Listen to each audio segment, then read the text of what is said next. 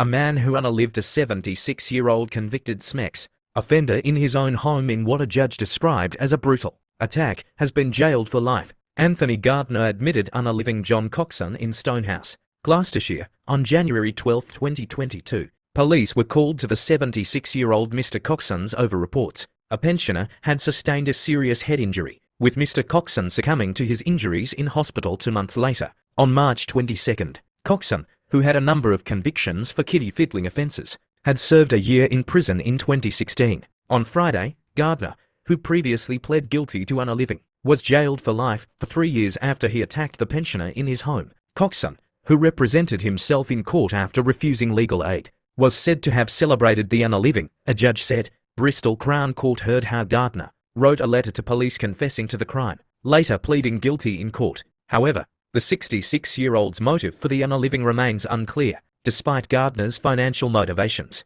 The court heard how Coxon's convictions were already known to Gardner before the incident, with the two neighbours regularly in contact. Gardner was sentenced to life imprisonment with a minimum term of 24 years, taking into account the plea deal. Gardner's sentence was reduced to 20 years before he is eligible for release.